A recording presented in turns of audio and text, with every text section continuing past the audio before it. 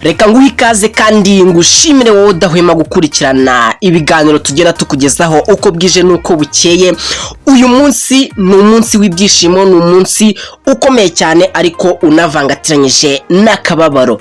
Bati kubera iki rero utangiye gutyo, kubera iki wishimye ubundi ukanababara? Ku ruhande rumwe ndababara cyane kubera inkuru mbi twakiriye ko yuko umuntu umwe rukumbi wabashaga kurwanirira urukundo rwa iribagiza byaje kurangira bamwishe. Ibi ngibi rero ni ibintu byapanzwe kandi bigirwamo uruhare n'uwo bita murumuna w'umugore wa Rugema. Aha ngaha rwose twahageze turababara, turavuga tuti ibi ngibi ni ibiki? Bitangira tubona uwo bita iribagiza arimo ararira. Ese ni ukubera iki yari arimo ararira?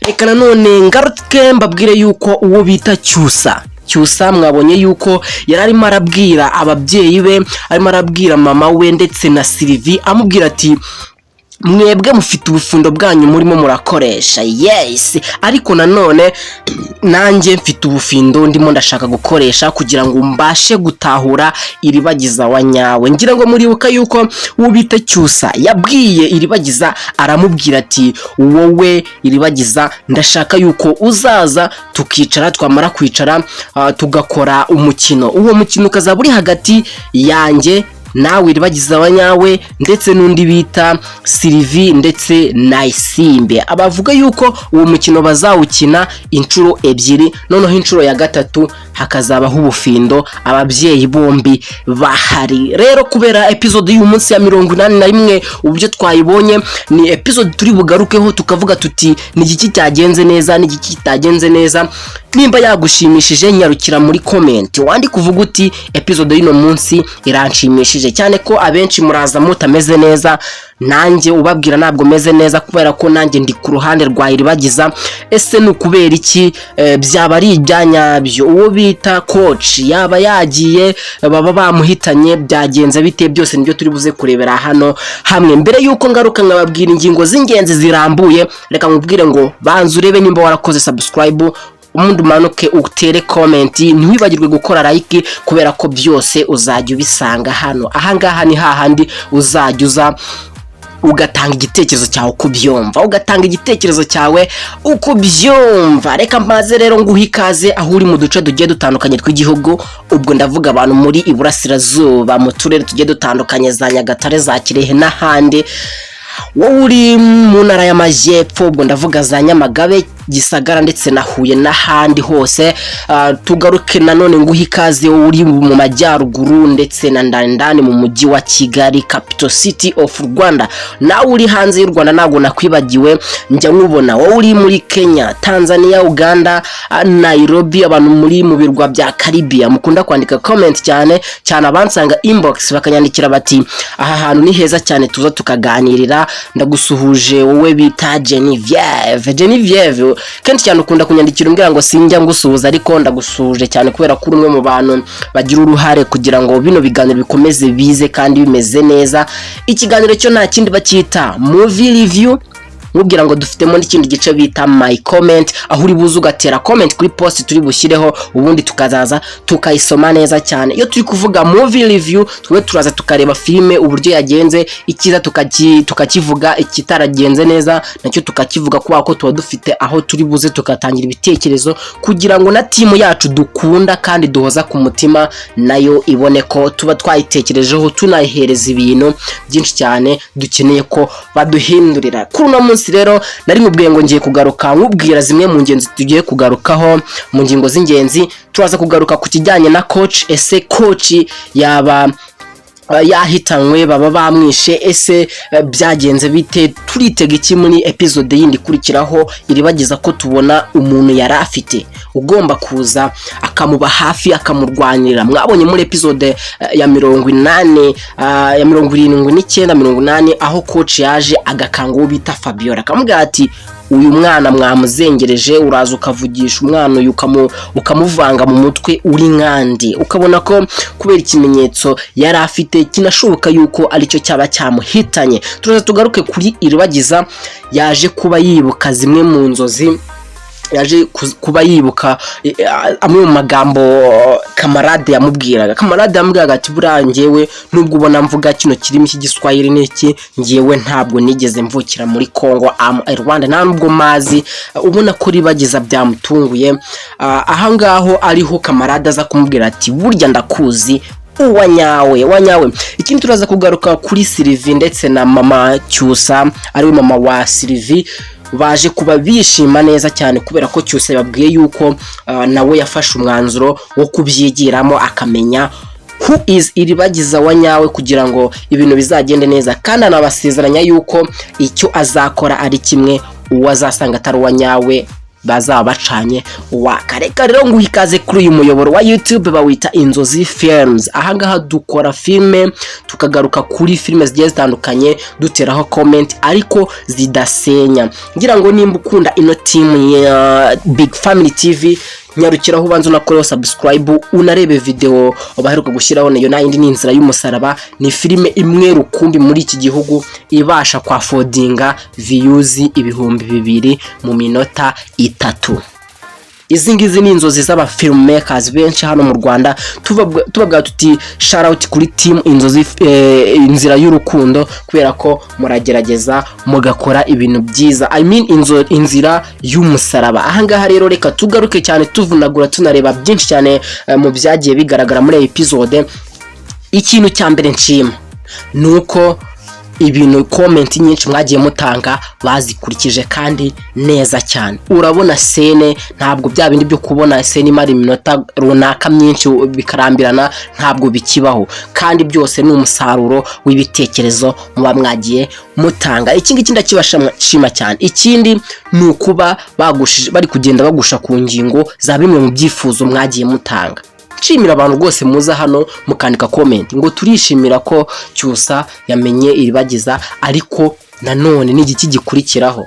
Ibi ngibi nibyo ngira ngo mugenda munorohereza akazi kenshi cyane kugira ngo ino film ibashe gukorwa neza. Nuko nababwira ko ibitekerezo byanyu turabisoma kandi nabo barabibona. Yes, ahangaha rero ni ikintu twabashimira. Amashusho ni meza cyane, abakinnyi bari more creative. Ngira ngo nituza kugera kuri cya gice aho uwo bita papa Isimbi yereka iribagiza urupapuro ahawe akaza gusanga ari coach witabye Imana, ureba ko acting iri hari ahantu ari ikintu kiza cyane. Nabandi ba filmmaker nabandi ba actor n'aba actress mwese mugomba kuza mukigiraho. You have to feel what you are just acting, you know, when we are acting, when we are reviewing the movie, we just want to see what you are saying. Abantu bo hanze cyane baramenyere cyane nko muri Nigeria ndetse n'ahandi tugomba kwigira kuri industry zabo ziba zikomeye ziba zarakoze ibintu byiza cyane.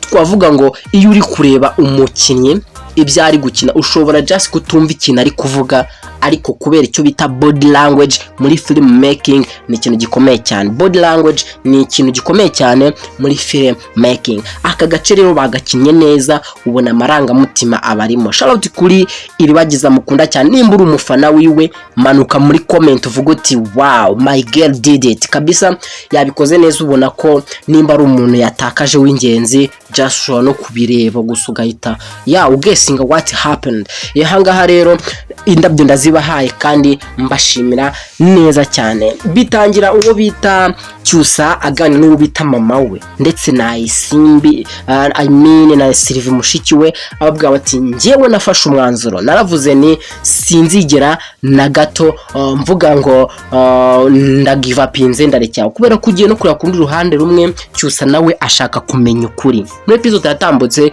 Cyusa yagiye kwirebera uwo bita iribagiza, arambwira ati enough is enough. Ndashaka yuko twicara tukamenya ngo ubundi iribagiza wa nyawe ninde. Iyi mikino ndayihaze rwose. I'm tired. Ahangaha aravuga ati hari akantu tuzakora k'ubufindo, twavuga tuti ya njyewe wowe ndetse na Isimbi ari we cyose yitwa iribagiza, tuzabanza turi hamwe dukora ubwo bufindo. Tuzabukora inshuro 3, ariko iya gatatu hazaba harimo ababyeyi bacu. Wow, ubona yuko cyusa nawe ikindi kintu cyo kwishimira, ari gushaka kwiyegereza uwo bita iribagiza, nawe agenda abona kuri gato gake. Reka rero nkubwire ngo iyi niyo film ugomba gukurikira. Nkubwira ngo ndagushimira cyane kuba ukomeza kuyikurikira kandi ukanagaruka hano ukareba ibitekerezo tuba twatanze.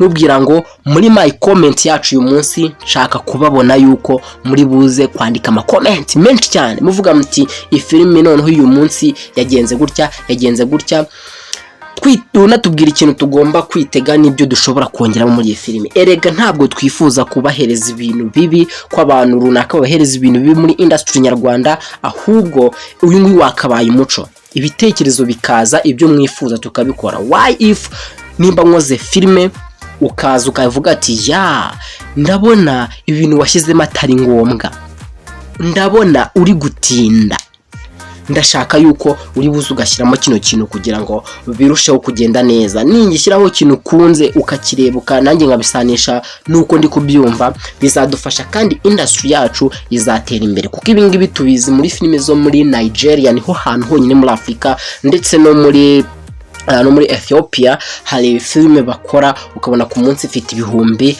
almost 300k views. Ibi ngibi rero ni ibintu by'agaciro kandi bikomeye, mukomeze muzamure n'amafilimi yandi. Ahangaha turavuga tuba turi kugaruka kuri filime bita Inzira y'umusaraba, ariko munibuke neza ko hari izindi filime. Hari filime bita My Heart, hari filime bita Umuturanyi, hari filime bita Bamenya n'izindi nyinshi cyane zigiye zitandukanye. Rero mugende nazo muzi boosting, turebe ko industry yacu yazamuka. Bizyo bizatuma nawe ufite impano uraho hepfo uzaza ugatera imbere. Reka rero ngubwire ngo ahangaha cyusa arimo araganya no bita mama we ndetse na Silver, ukabona ari ibintu ari byiza.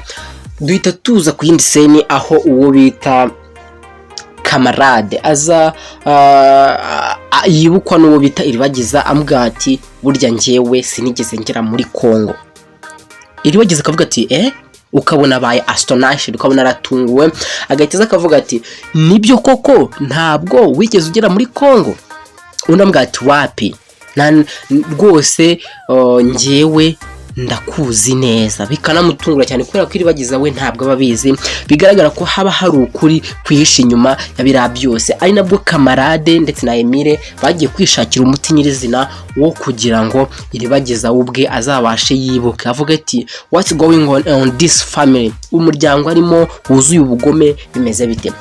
Hari indi scene duhita tugarukaho noneho senaho wo bita Fabiola avuga ati ngiye byandangiranye kabisa, byandangiranye, sinzi ikintu ndi bukore, sinzi icyo ndi bureke kubera ko ndi kubona bamvumbuye. Abarimo arabwira wo bita sister we, ona undi ni mukuru we, ari we abereye murumuna.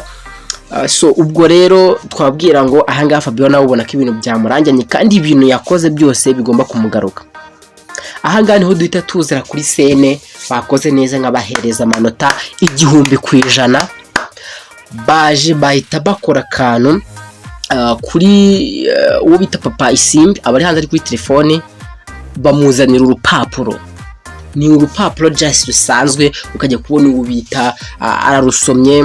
Iribagiza akaza barumuha, iribagiza tubona yikubise hasi, akora icyo bita body language. Even nubwo atayi no kuvuga, twari kubona ko hari something happened, ariko tuza kumenya ko ari coach baba bishe. Ese ibi ni ibyanyabyo cyangwa just coach nawe yashatse ubundi buryo? Muri tega iki muri episode ikurikira ya 82. Reka nkubwire ngo ibitekerezo byawe uko biba byinshi, uko bingana uko ariko kose, ndakubwiye ngo ni by'agaciro kandi ni bifasha guha umurongo filime yacu dukunda tudashaka kuzareka.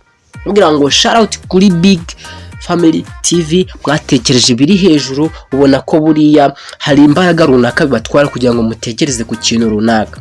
Ikindi abifuza ko kubona ubita kamarade ndetse na Emile bahagera bahasesekara, twababwira iki? Twabwira yuko igihari nabo bari mu nzira kandi ukuri kugiye kujya ahagaragara. Ngiye nicyo mbasha kubona, nubwo ntizera neza ko coach yaba yagiye, twizera neza yuko hari ubundi bufasha buzaboneka. Twakifuje yuko hari ubundi bufasha buzaboneka, coach nawe akazaza akarya ku mbuto zo kubona ibyishimo by'umukobwa yafashije kuva kera nawe ashinyirwa kandi bikagenda neza. Tubabwira ngo abantu mutera comment nyamuneka mukatuvangire mutubwira ngo filime ihagarara irangire, murabona ko ibirungo bigenda biza uko bwije nuko bukeye. Ahubwo ushobora kujya muri comment ukavuga uti 1 ndashaka yuko mushyiramo iki, 2 ndashaka yuko mushyiramo iki. Reka mubwire ngo rero shunga neza nimba warakoze subscribe kuri iyi channel, ubundi duhure muri cya gice cyacu bita my comment. Reka mubwire ngo nimba uzi ko utajya ucikwa ni channel,